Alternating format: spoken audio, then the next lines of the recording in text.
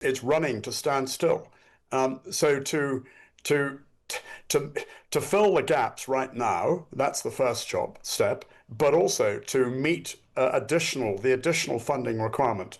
I mean, for example, the land component, the army is required to deliver 2 divisions under corps headquarters for Sakha. There is no way in a million years it can do that. Now, let's have a look around the global horizon, as we do from time to time on this programme, with Karin von Hippel, who's a former Director General of the Royal United Services Institute and a former official at the US State Department. Welcome back to the programme, Karin.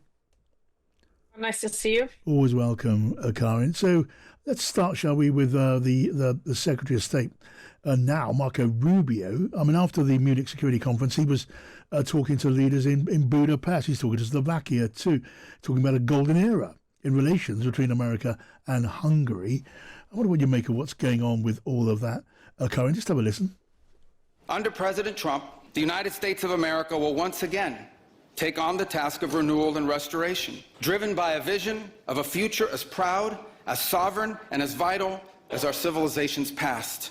And while we are prepared, if necessary, to do this alone, it is our preference and it is our hope to do this together with you, our friends here in Europe. So that was Marco Rubio speaking at the Munich conference before he set off for Hungary, and even there he spoke about a hope that there could be cooperation and between America and Europe. He also spoke about supporting what he called the patriotic parties of Europe, by which he meant the populist and right-wing parties, which are threatening the ruling parties across Europe.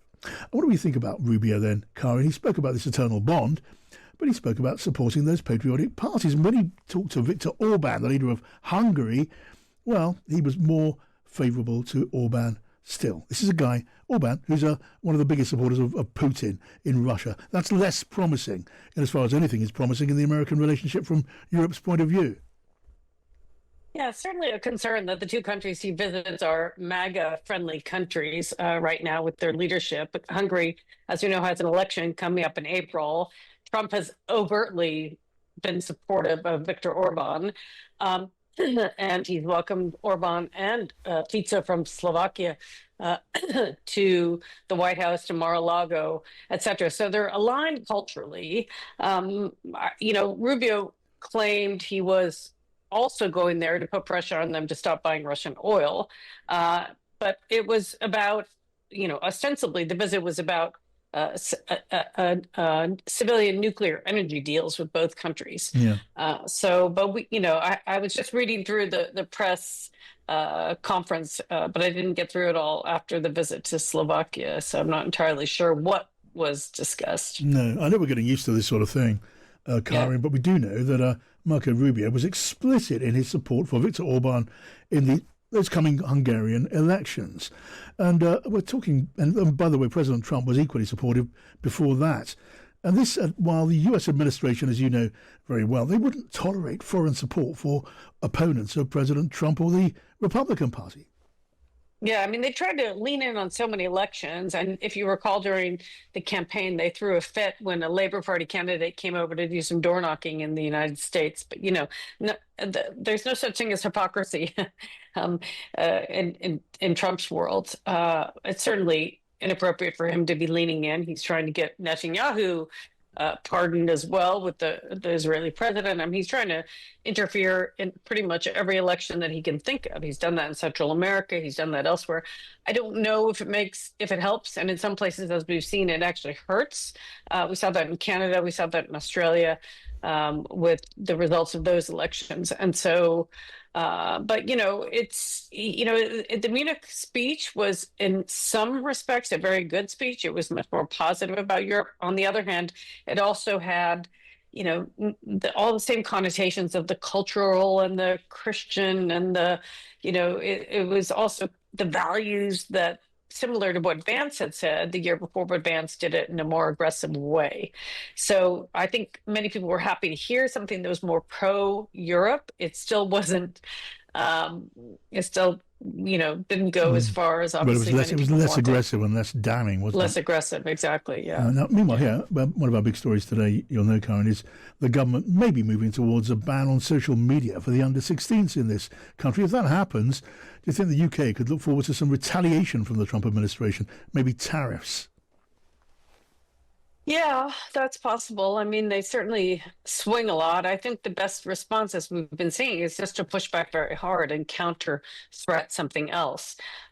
He gets so distracted by everything he's trying to do at once that it's hard for him to maintain focus. But I think many other countries are going to do that. They're all following Australia's lead. So it's going to be a little bit difficult. And then I think on the other side, as we've seen, the Prime Minister of Canada, Mark Carney, is now out and about trying to get a tariff regime. I mean, a free trade regime in Asia and in Europe and other countries. And so they're trying to push back in a smart way.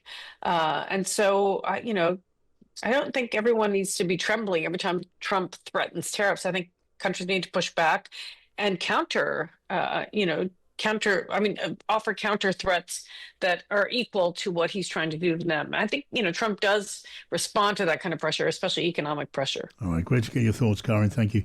Karen von Hippel there from the Royal United Services Institute. Well, the government is considering bringing forward the target of spending 3% of national earnings on defence, 3 years acceleration. That's after a warning from Britain's most senior military commander, Air Chief Marshal Sir Richard Nyson, that the MOD is facing a £28 billion defence budget shortfall over 4 years.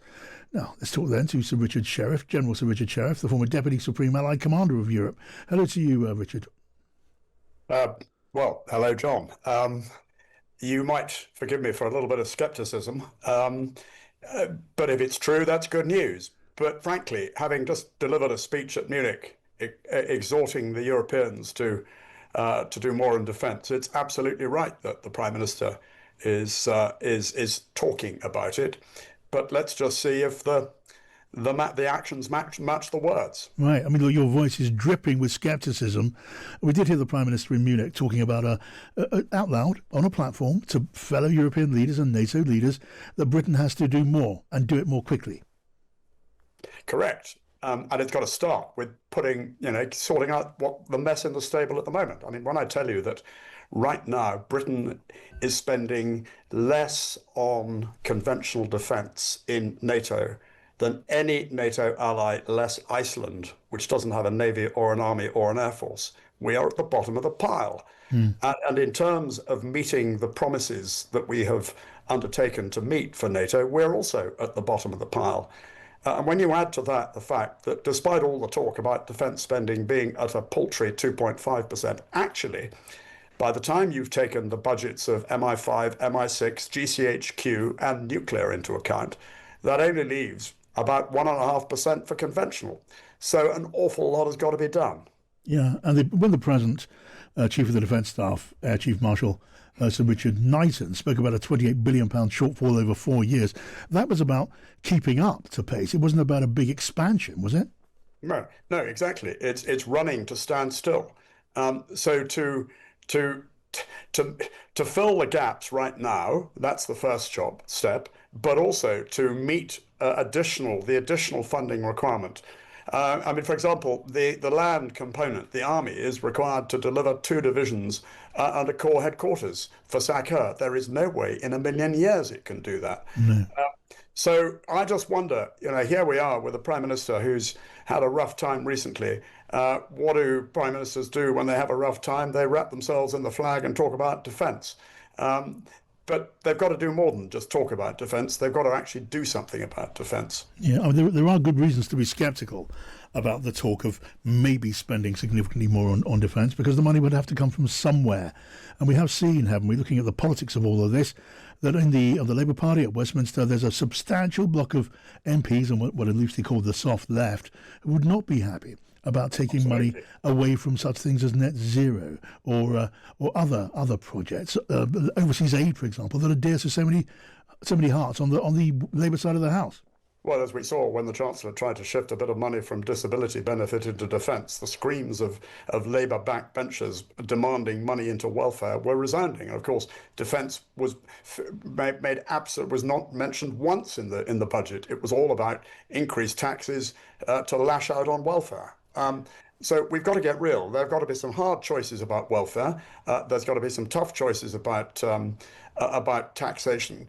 But on a more positive note, there are plenty of really innovative ways to raise more money. The Defence Resilience and Security Bank, private finance into defence. There's a whole lot of investors out there queuing up to invest in defence, but they've got to get round our old friend, the Treasury, who invented NIMBYism as far as financial innovation is concerned, more than any other organisation in this country. Yeah, we touched on opinion on the Labour side of the House. What about public opinion? Has the government been at all, I don't know, frank enough with the British public about the need for a big scaling up of spending on defence and the sacrifices that would need to go with it? No, not at all. I'm afraid until the public is frightened, there's not going to be the recognition that defence spending needs to go up. And the government has tiptoed around this. We have yet to hear a political leader in this country tell it as it is. And the reality that unless we build up our defence capability, we might well find ourselves fighting a war instead of deterring one, which is the purpose of increasing defence spending. Is the British public ready, prepared for that sort of warning, that sort of sacrifice? Well, they need to be, and they're in to get, they just need to be told straight. And the trouble is, we've had no political leader in this government or the last who have recognised or been prepared to articulate in simple terms the gravity of the situation. All right. Good to talk to you, Richard. Thank you, as always. That's General Sir Richard Shirreff, the former Deputy Supreme Allied Commander in Europe.